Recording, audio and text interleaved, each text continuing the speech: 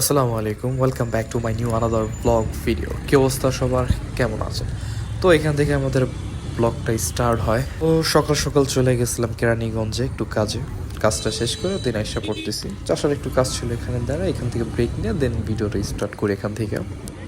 তো এই হলো চাষ বর্তমান অবস্থা। ভাই এত জ্যাম এখান থেকে চাষাটা থেকে 2 নম্বর গেট পর্যন্ত তো একটু আসা যাইতেছে, কিন্তু তারপরে যে কি একটা জ্যাম লাগে এখানে, যারা মোটামুটি চলাফেরা করে তারা সবাই জানে।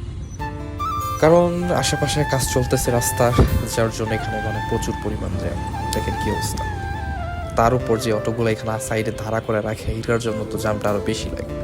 পুলিশ এখানে দাঁড়ায় থাকে, এখানে অটো মনে করেন কি বলে যাত্রী নিতেছে, থামাই রাখছে, বাট দেখতেছে জাম, পুলিশ কোনো রেসপন্স নেই, ও জায়গা মতো দাঁড়ায় আছে। যাই হোক, আর রিস্কালাম আমাকে অত এই সিনটা থাকেই যে দেখেন এই যে এখান দিয়ে যাইতেছে এখান দিয়ে আসতেছে, ডাবল লেন্থ যে করে দিছে, এটার কোনো মারা কোনো পাত্তাই দিতেছে না, ওদের ইচ্ছা মতো আর। যাই হোক, মামার কথা সাইডে রাখি। আর এইটা হইল, আর আমার হাতের বাপাশে ছিল ডিগু বাজার। এইখানে নারায়ণগঞ্জের বাহিরে অধিকাংশ মানুষ এখানে বাজার করতে আসে, ইভেন আমিও আসি। ডিগু বাজারে হলো যেটা হলো আপনার মানে ভালো, দামে সস্তা। এখানে মোটামুটি আপনার সকল ধরনের তাজা সবজি পাইবেন আর কি, ভ্যারাইটিস। দেন এই যেখানে পয়সা পড়ছে জাম, ভাই রে ভাই, একটু যাই আবার থামি। 2 নম্বর গেট পর্যন্ত পুরাই জাম ছিল।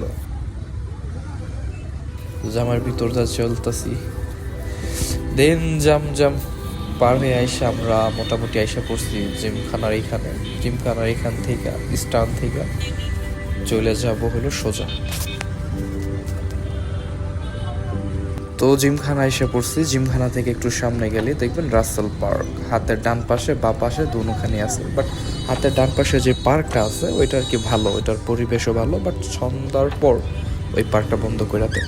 আর হাতের বা পাশে যে পার্কটা, আমি মনে হয় একটা সময় বিকেলের দিকে গেছিলাম, দেখি মানে 20-25 জন ছেলে, সব মনে করেন যে কত 20-22 বছরের ছেলেগুলা, এর থেকে পিছিয়ে হাতে ছুরি টুরি নিয়ে এখানে দৌড়াদৌড়ি করতেছে, কারকে মারবে এরকম। তো ওইখানের পরিবেশটা ভালো না, এখানে না যাওয়াটাই ভালো আর কি, আমি যতটুকু মনে করি।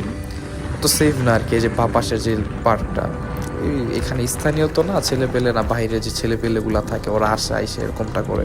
বাট ডান পাশের যে পার্কটা, এটা খুব ভালো, সেফলি। পার্কগুলা ছিল না 4-5 বছর আগ পর্যন্ত, ছিল না, পুরো পুষ্করণী ছিল। বাট এখন একটা ভালো একটা পরিবেশ হয়েছে, এই যানজটের ভিতর অক্সিজেন নেওয়ার মতো একটা জায়গা হয়েছে এখানে, আইসা মানুষ হাঁটা চলা করে। তো এখন আমরা কাশীপুর ব্রিজের উপর আইসা পড়ছি। তো দেখেন এই যে আমার যে পাশে যে গাংটা দেখতেছেন, এটা একসময় এটার পানি খুবই ভালো ছিল, বাট এখন এটার ভিতর ময়লা আবর্জনা পইরা একদম নষ্ট হয়ে গেছে। বুড়িগঙ্গার পাশে আর কি, এটা অবস্থাটা শুধু দেখেন ভাই, এটা কি অবস্থা। বাট একসময় এই গাঙ্গের পানি খুব ভালো ছিল, আমি যতটুকু জানতাম। তো যাই হোক, কি করার, এই নোংরা পানি এখানে। তো ওরে ভাই কি অবস্থা।